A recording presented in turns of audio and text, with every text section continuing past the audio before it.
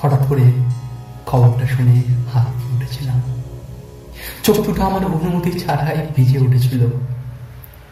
চোখটা মুছে একটা সিগারেট ধরাতেই সেই ফেলে আসা দিনগুলো নতুন করে কষ্ট দেবে বলে আরো বেশি করে মনে পড়তে লাগলো।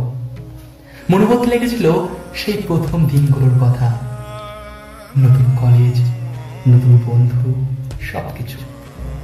সবকিছুই সাজানো হলেও বড্ড অগোছালো ছিলাম আমি। পর এলোমেলো পোশাক, এলোমেলো চুল, কলেজ ফাঁকি দিয়ে ক্যান্টিনে আড্ডা, সত্যি বেজায় ছিলাম।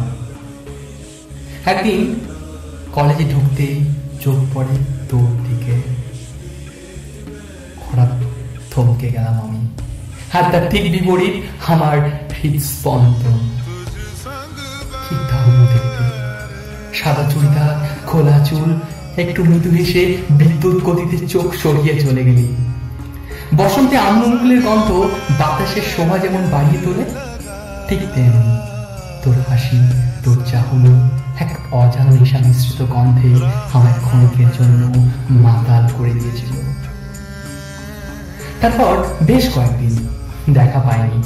হঠাৎ একদিন হাঁটছি, এমন সময় পেছন থেকে ডাক এলো, এই ছেলে! ফিরে দেখি সেই তুমি। নাম না জানা অবুঝের মতো দুজনের দিকে তাকিয়ে কথা শুরু। তারপর বন্ধুত্ব, একসাথে সময় কাটানো, পথ চলা। প্রথম যদিও পাত্তা দিতিস না, জানিস বেশি মনে পড়ছে সবাইকে ফাঁকি দিয়ে পুরো দিন সাইকেলে আমি আর তুই। যদিও ভয় পেতি, মাঝে মধ্যে হাতটা আঁকড়ে ধরতি আর জন্ম দিতি বীজ বুনতি ছোট ছোট প্রেমের। বিশ্বাসই হচ্ছিল না তুই আমার হয়েছিস। প্রথম যখন বলি, শোন না, আমি তোকে ভালোবাসি।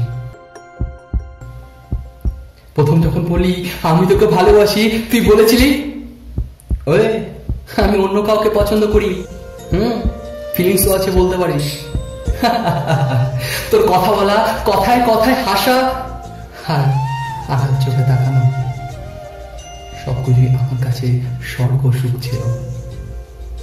দিনগুলো বেশ ভালোই কাটছিল, কিন্তু হঠাৎ করে কোন অজানা দেওয়াল, অজানা শক্তি ছিনিয়ে নিল আমায় তোর থেকে। তবে কি সত্যি এটাই হওয়ার ছিল? এদের কোনো স্বপ্ন দেখছি নাকি বাস্তব? নিজেকে যদি আমার থেকে আলাদাই করবি, কেন এসেছিলি? কেন দিয়েছিলি মিথ্যে প্রতিশ্রুতি, মিথ্যে আশ্বাস? চুল এলোমেলো নয়, বিমান পোশাক নয়, সবই তো তোর মনের মতো। তবে কেন আজ তুই যাচ্ছিস অন্যের ঘরে নতুন বউ হয়ে?